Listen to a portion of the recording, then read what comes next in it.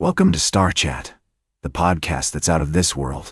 I'm your host, Carl, and we're thrilled to have you joining us today for another exciting episode.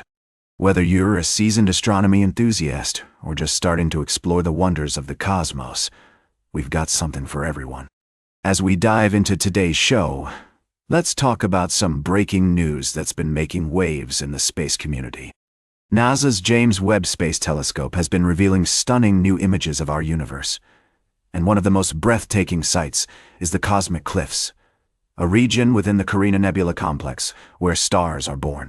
Imagine witnessing a celestial landscape that's reminiscent of towering mountain ranges on Earth. But instead of rocks and trees, you've got hot, ionized gas and dust streaming away from the nebula under the intense radiation of nearby stars. The cosmic cliffs display a misty appearance, with what looks like steam rising from the mountains. But in reality, it's the raw material for new star formation. The James Webb Space Telescope has given us an unprecedented glimpse into this process, and NASA's Universe of Learning team has taken it to the next level by creating a stunning three-eyed visualization that brings this incredible image to life. You can almost feel as though you're soaring through the cosmos, exploring the intricate structures and witnessing the birth of new stars up close. But what does this mean for our understanding of the universe? By studying star-forming regions like the cosmic cliffs, scientists can gain insights into the fundamental processes that shape our galaxy and beyond. It's a reminder that there's still so much to discover, and the James Webb Space Telescope is at the forefront of this journey. We'll be right back with more fascinating space news on Star Chat. Welcome back to Star Chat.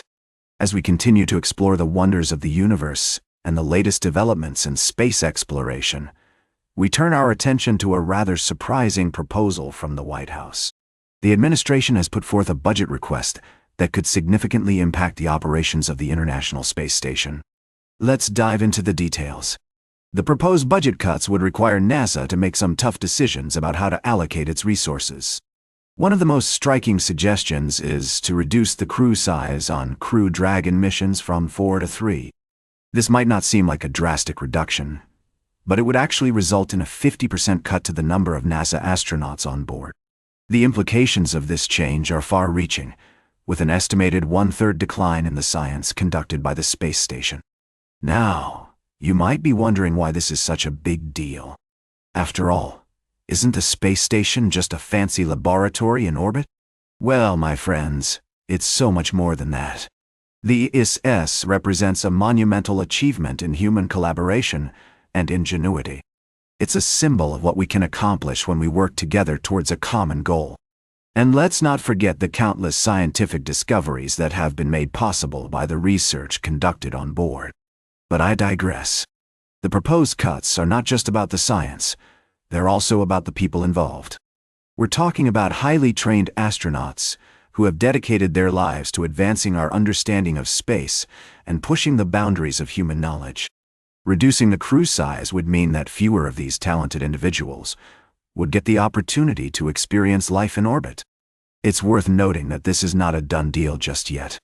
The budget process is a long and winding road, with many twists and turns along the way. Congress has been supportive of the space station in the past, and it's possible that they may push back against these proposed cuts. As we consider the potential implications of these changes, I'm reminded of the words of Jared Isaacman, the Trump White House nominee to lead NASA. During his confirmation hearing, he spoke about the importance of maximizing science on the space station. It seems that there may be a disconnect between the administration's priorities and those of the NASA leadership. As we navigate this complex and ever-evolving landscape, one thing is clear: the future of space exploration is full of uncertainty. But that's what makes it so exciting. The possibilities are endless, and the discoveries waiting to be made are sure to inspire and awe us. Stay tuned for our final story of the day, right here on Star Chat. Welcome back to Star Chat. As we conclude our journey through the cosmos today, let's dive into a fascinating story that will make you appreciate the value of gold in a whole new way. You see, for billions of years, Our planet has been seeded with heavy elements like gold, and scientists have long suspected that these elements were created inside supernovae explosions. But now, a new hypothesis suggests that there might be another way the universe has been putting the O in Australia. Imagine objects so dense that 1 teaspoon of their material would weigh a staggering 1 billion tons on Earth. These are neutron stars, or pulsars, the remnants of exploded stars that spin at incredibly fast speeds and release constant streams of clear radio waves. Some of these pulsars carry magnetic fields 1 trillion times more powerful than our own planets, earning them the name magnetars. And it's within these magnetars that scientists believe starquakes might be producing gold and other heavy elements. Just like on Earth, magnetars experience instability, leading to so-called starquakes that produce very short bursts of X-rays. During these powerful starquakes, ejections of the neutron star crust occur, potentially creating heavier elements like gold, uranium, and iron. The evidence for this process was found in gamma-ray radiation from a large magnetar ejection, which matched predictions made by scientists studying the creation and distribution of heavy elements.